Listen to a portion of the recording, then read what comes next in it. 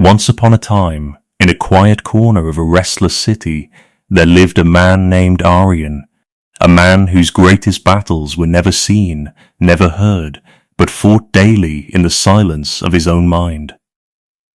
Aryan woke before dawn, as he always tried to. The room was cold, the kind of cold that made staying in bed feel like the only sensible choice. His blanket held warmth like a promise, wrapping around him with quiet comfort. And every single morning, without fail, the same two voices began their familiar argument inside his head. "Sleep 5 more minutes," said the first voice, soft, reasonable, almost kind. "Get up," said the second. For 23 years of his life, the first voice had won almost every time.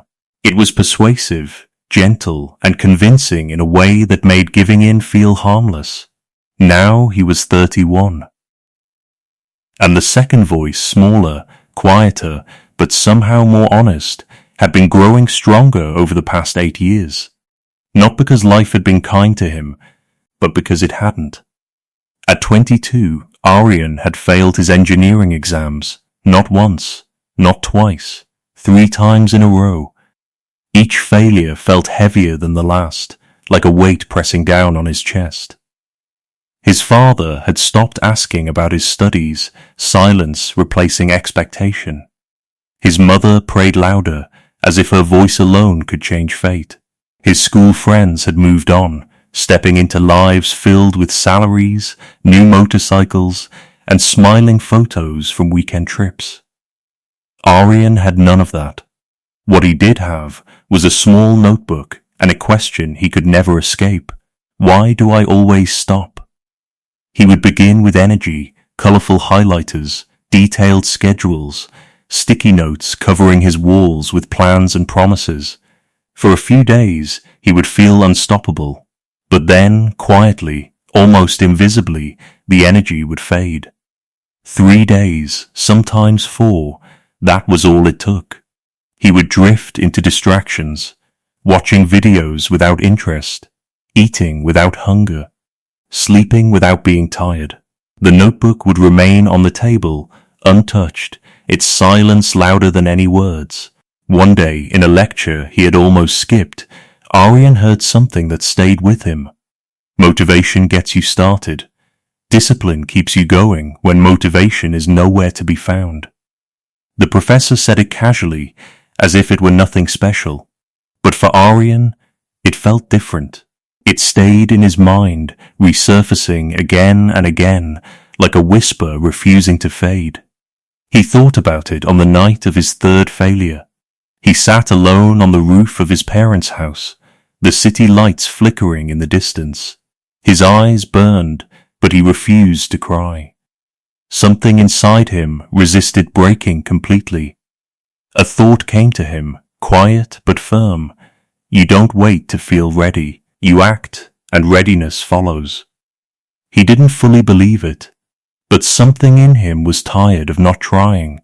So he decided to test it.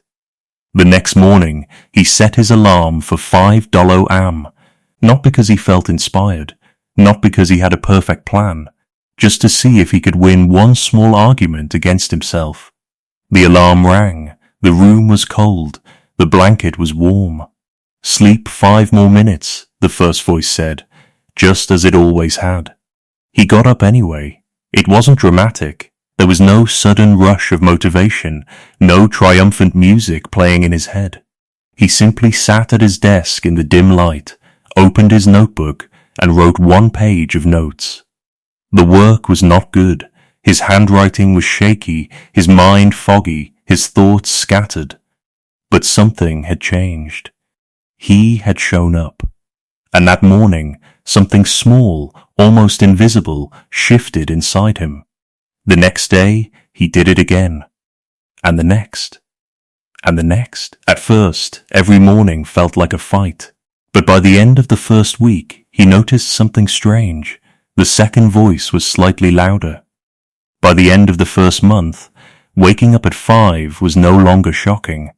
It wasn't easy, but it was familiar. And familiarity, he realized, was a kind of discipline in disguise. Months passed. He sat through difficult days, boring study sessions, moments of doubt and frustration. There were times he wanted to quit again, times when the first voice almost won. But now there was a difference. He didn't need to feel ready anymore. He just needed to show up. On his fourth attempt, Aryan passed his exam. Not brilliantly, not with the kind of marks that bring applause or celebration, but he passed. His mother made rice pudding, her quiet joy filling the house. His father shook his hand, not warmly, but sincerely. It was enough. But the real victory was not the certificate. It was what had changed inside him. He began to understand something important. His mind was not his enemy. It was simply untrained, like an animal that moved toward comfort and away from discomfort without thinking. You couldn't hate it for that. But you couldn't obey it blindly either. He once read a line that felt less like learning and more like remembering. The mind is a powerful servant, but a terrible master. Train it gently, consistently. And so he did. In the years that followed, Aryan was not perfect. There were weeks he overslept, months when he lost his rhythm, days when the first voice grew loud again and the second became faint. But he no longer saw this as failure. He saw it as part of being human. What mattered was something else. He always came back. The act of returning became his strength. Falling was no longer the end. It was just a pause before beginning again. At 31, Aryan ran a small engineering firm with 6 employees. His life was not extraordinary by the world's standards, but it was built slowly, steadily by his own effort. He still woke at 5 most mornings. Not always, but most. He still kept a notebook. And now his handwriting was steady. One summer, his young cousin came to visit. 19 years old, full of potential, but weighed down by frustration, the kind Aryan knew all too well. They sat together at the kitchen table. The boy asked, almost desperately, "How do you stay motivated?" Aryan paused. Then he smiled, just slightly. "I don't," he said. His cousin looked confused. "Motivation comes and goes," Aryan continued. "It's like the weather. Some days it's there, some days it's not. If you depend on it, you'll stop every time it disappears. Then what do you do?" the boy asked. "I show up," Aryan replied. "Even when I don't feel like it, especially then, because discipline isn't something you find, it's something you build, one small decision at a time." The boy was quiet, thinking. "That doesn't sound easy," he said finally. Aryan nodded. "It isn't," he said. "But neither is regret." He looked at him, steady and calm. "And regret lasts much, much longer. The greatest battle you will ever fight is not outside. It is within you. It is quiet. It is constant. And it never truly ends. But it can be won. Not all at once. Not perfectly. But slowly. Patiently.